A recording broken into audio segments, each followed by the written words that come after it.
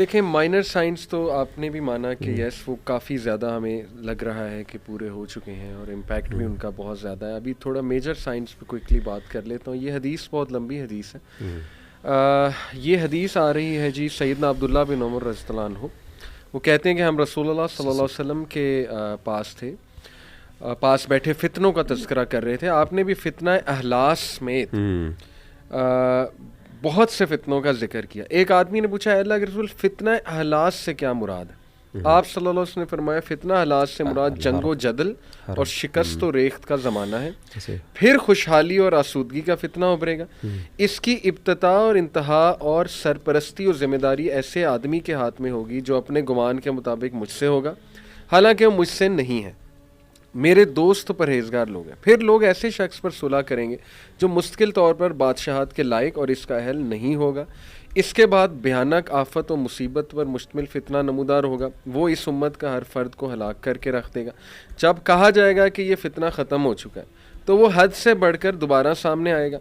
बंदा बवक्त सुबह मोमिन होगा और शाम को काफिर। लोग दो जमातों में बढ़ जाएंगे, एक जमात साहिब ईमान और दूसरी निफाक वाली होगी।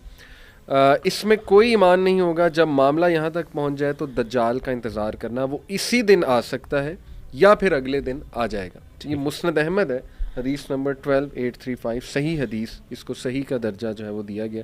अब देखें फितना अलास से बहुत से लोग ये मुराद लेते हैं कि वॉर ऑन टेरर, ठीक है, क्योंकि उसके बाद डायनामिक्स टोटली चेंज हो गए पॉलिटिक्स के और मुस्लिम आइडेंटिटी के, या कह लें कि मुस्लिम कंट्रीज़ के। जैसे वॉर ऑन टेरर के बाद पूरी कंट्रीज़ डिस्ट्रॉय कर दी अमेरिका ने। खूनरेज़ी हुई, बहुत ज़्यादा शिकस्त हुई, बहुत ज़्यादा, और मुसलमानों के लिए वो बड़ा पेनफुल था। उसके बाद जी खुशहाली का दौर, वो कहते हैं कि देखें some countries of Middle East like Dubai, Qatar, Doha, Muscat वगैरह वगैरह, ऑल दीज कंट्रीज़ ये बहुत ग्रो की। इवन सऊदीया बहुत ज़्यादा जो है वो ग्रो किया। जहाँ तक बात है कि लोग एक ऐसे लीडर की तरफ देखेंगे, कुछ लोग उसको जोड़ देते हैं करंट जो सऊदीया के किंग है ज़ाहिर है मोहम्मद बिन सलमान के साथ जोड़ देते हैं। मतलब ये उनका एक ओपिनियन है उन लोगों का कि वो फिर इसको एक और हदीस से रिलेट करते हैं कि नबी सल्लल्लाहु अलैहि वसल्लम फरमाया कि इमाम मेहदी कब नमूदार होंगे। वो कॉन्टेक्स्ट बता रहा हूँ हदीस का, जब तीन प्रिंसेस आपस में लड़ेंगे। बादशाह हैं या प्रिंस का जिक्र है, शहज़ादे हैं या बादशाह मेरे जहन से अभी निकल गया, वो आपस में लड़ेंगे। और उसके बाद ये एक बहुत बड़ा साइन है कि Imam Mahdi is about to come. तो वो उसको भी इसी कॉन्टेक्स्ट में लेते हैं कि Mohammed bin Salman is fighting with his cousins. वो तीनों शहज़ादे हैं, तीनों रॉयल फैमिली से आ रहे हैं वगैरह वगैरह। यू अंडरस्टैंडिंग ना कि where they are taking all this. और फिर जहाँ तक बात है कि एक बहुत बड़ा फितना नमूदार होगा, वो कहते हैं वो कोरोना वायरस है। वो नमूदार हुआ, अभी वो ख़त्म हुआ तो सेकेंड वेव, थर्ड वेव आ गई। वो उससे भी ज़्यादा जो है वो डेंजरस चीज़ जो है वो आ गई। तो वो कहते हैं ये सारी चीज़ें तो पूरी हो चुकी हैं और अब बस यही रह गया है कि आपस की जो वॉर्स हैं, मुसलमानों की जो खूनरेज़ी है, वो जैसे सऊदीया वर्सेस यमन कह लें या जो भी वो क्लैश उसको सामने लेकर आते हैं कि इनडायरेक्टली जो है ना वो ज़ाहिर है कि कुफ़ार हावी होते जा रहे हैं, मुसलमान वीक होते जा रहे हैं। तो वो कहते हैं कि दिस प्रूव्स कि ये सारी चीज़ें हो चुकी हैं और टाइम अगेन मैं कहूँगा वेरी नियर से मुराद ये कि वी कैन सी, अल्लाह माफ़ करे, दज्जाल इन आवर लाइफ। अली भाई मैं इसको ना जो भी आपने सारी ये बात बयान की और आपने इसको वॉर ऑन टेरर के साथ जोड़ा है और कैसे उसने दुनिया के डायनामिक को चेंज किया है, मुस्लिम वर्ल्ड के ऊपर कैसी आफत आई है, मैं इसको डिनाई नहीं करूँगा और इस एप्लीकेशन को मैं रिजेक्ट नहीं कर रहा। लेकिन मैं इसके साथ ये कह सकता हूँ कि ये हमारा रीसेंसी बायस हो सकता है। एंड एग्जैक्टली यही चीज़ जो है जब मंगोल्स आए थे, बिल्कुल सही, मुसलमान ये बात कर सकते हैं उसको कि इतनी बड़ी आफत आई मंगोल्स के पास, उसके बाद खुशहाली आई। फिर देखिए तीन प्रिंस तो बड़े लड़े हैं प्रिंसेस आपस में। फॉर एग्जांपल एक ज़माने में सब कॉन्टिनेंट में, यहाँ पे दिल्ली में, अफ़गानिस्तान में और ईरान में आपस में लड़ रहे थे। So not rejecting this opinion, this can be a possibility, लेकिन just to add to it some sort of skepticism कि this can be our recency bias as well। और जो जिन लोगों ने बगदाद की जो नालियां हैं उनमें खून बहता देखा है, वो ये कह सकते हैं कि यार ये हमारे साथ ये आफत हुई और फिर उसके बाद खुशहाली आई है कि जो जिन्होंने अटैक किया था वही फिर मुसलमान हो गए थे, और तो फिर सलाउद्दीन अय्यूबी भी आया, लीडर आए, सब कुछ। सो तारीख जो है ना doesn't start with when we were born, तारीख has started much long go. And I think इसमें हमें ना हिस्ट्री पढ़नी चाहिए, देखना चाहिए कि हिस्ट्री में उलमा ने और मुस्लिम उम्मत ने इन साइंस को कैसे देखा है। एंड जैसे मैंने आपके साथ कुछ छोटी सी वो मिसालें शेयर की, अगर हम तारीख देखेंगे ना कि इन साइंस को हमेशा हर दौर में मुसलमानों ने ना अपने दौर के साथ ही जोड़ा है, राइट, फिर हाँ, और उसके साथ फिर बहुत बड़े बड़े कदम भी लिए हैं। यानी आप खुद सोचें कि जिन लोगों ने लिटरली अपनी जानें दे दी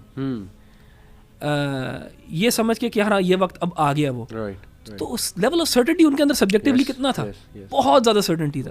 सो इसलिए हमारा काम as responsible people, as people of knowledge is कि जब हम उनके अंदर वो देखें कि यार ये आ गया, हो गया, तो हम उनको बताएं कि नहीं यार शायद ये पॉसिबिलिटी भी है, शायद ये भी है, शायद ये भी है, ताकि ऐसा कोई बंदा कदम ना उठा ले जो रिग्रेट करे फिर। मैं आपको बताऊं ये जो फिनोमेना हुआ है ना, ख़ास तौर पे दाइश वाला, इसमें हम लोग जानते हैं लोगों को, जिन लोगों ने ये कदम उठाया है और रिग्रेट कर रहे हैं, रिग्रेट अभी भी कर रहे हैं, उनके वो जो पीछे घर वाले छोड़ के गए हैं वो रोते हैं उनके लिए, एंड ये बहुत बहुत बड़ा फितना है। So we have to be very careful, ये this is playing with fire, ठीक है। तो we are as people who are responsible, we have to be careful कि हम अपने नौजवानों को जो है ना ये चीज़ें बताएं, सिखाएं, ज़रूर बताएं, ज़रूर सिखाएं, और कहें हाँ ये पॉसिबिलिटीज़ हैं, लेकिन पॉसिबिलिटीज़ क्योंकि ये बहुत सीरियस इशू है कि आप किसी लीडर को पॉइंट आउट कर दें कि इसकी तरफ जो है ना वो इशारा है, तो उससे अली भाई इसमें ना एक और एस्पेक्ट देखने वाला, वो ये है कि ये जो अहादीस आपने जिक्र की है ना, उम्मत के मसाइल का जो हल है ना वो इन अहादीस पे डिपेंडेंट नहीं है, ये बड़ी अहम बात है। यानी कोई बंदा ये कहे ना कि यार मुझे अपनी प्रॉब्लम्स का हल इन्हीं हदीसों को इंटरप्रेट करने के साथ ही मिल सकता है, ठीक है, क्योंकि अगर ये होता ना, अगर ये इन पे डिपेंडेंट होता तो अल्लाह के रसूल सल्लल्लाहु अलैहि वसल्लम इनकी वजाहत खुद कर देते और इनको पर्टिकुलर टाइम के साथ रिलेट कर देते, लेकिन आपने नहीं किया। देखें मिसाल के तौर पे हम पर हमला हो जाता है, अल्लाह ना करे, या फिर उम्मत मुस्लिमा के हालात ख़राब हो जाते हैं, जंगें शुरू हो जाती हैं, ये सारा कुछ मामला शुरू हो जाता है। इन अहादीस की वैल्यूएशन कहाँ पे होती है? इस्लाह के पर्सपेक्टिव से अगर आप बात करें तो वैसे तो है वैल्यूएशन कि हमारा ईमान मजबूत होता है और हमारे अल्लाह के रसूल सल्लल्लाहु अलैहि वसल्लम की सदाकत पर यकीन होता है, वो तो है, लेकिन प्रैक्टिकली क्या हमारा दीन यानी जो सोल्यूशन है वो इनके ऊपर डिपेंडेंट है? नहीं, ऑलरेडी सॉल्यूशंस मौजूद है कि आपने करना क्या है। मिसाल के तौर पे जिना आम हो जाएगा, हदीस बताती बहुत अच्छी, वेल एंड गुड बताती है, हमारा ईमान मजबूत होता है, हम उसे सीखते भी हैं, बट सॉल्यूशन ऑलरेडी एग्जिस्ट करता है। तो प्रॉब्लम जो अहमद भाई बता रहे हैं वो ये कह रहे हैं कि लोगों ने समझा कि इन अहादीस की बेसिस के ऊपर हमने एक्चुअली एक्ट करना है। एक्ट आपने हालात के मुताबिक शरीयत की गाइडलाइंस को देख के करना है, आपने इन हदीस को देख के नहीं करना कि जी अच्छा हदीस में आया था कि मैं आपको प्रैक्टिकली बताता हूँ हुआ ये मैं इसका बताता हूँ। जुहैमान का जो वाक़या है ना अहमद भाई, इसमें हुआ ये कि जुहैमान का वाक़ये के अंदर इन्होंने क्या किया कि सेल्फ फुलफिल्ड प्रॉफेसी इन्होंने बनाई थी। कैसे बनाई थी? हदीस में जो महदी के हवाले से आया ना कि वो बैत लेंगे फ़लाँ जगह पे, वो बंदा चूँकि उसने हदीस पढ़ी हुई थी और वो बंदा, उनकी इंटेंशंस पे हम बात नहीं करते, लेकिन बज़ाहिर लगता था वो बेचारा सिंसियर आदमी था, क्योंकि उसकी एक हिस्ट्री थी और उलमा ने बकायदा लिखा है उनकी, नेक आदमी था, बस वो जहालत और इग्नोरेंस थी, नहीं पता चला उसको और उसकी वजह से अल्लाह माफ़ करे। लेकिन जवानी थी, यूथ थी, एनर्जी थी, ओवर जेलसनेस थी, एंड देखें किसी बड़े का हाथ नहीं था, उलमा के साथ वाबस्तगी नहीं थी, गाइडेंस नहीं थी। उसने क्या किया कि चूँकि मेरे कुछ रिश्तेदार ऐसे हैं जो बाकायदा उस वक्त उस इंसिडेंट में मौजूद थे जब ये हुआ था, उन्होंने अपनी आंखों से बताया कि क्या वाक़या हुआ।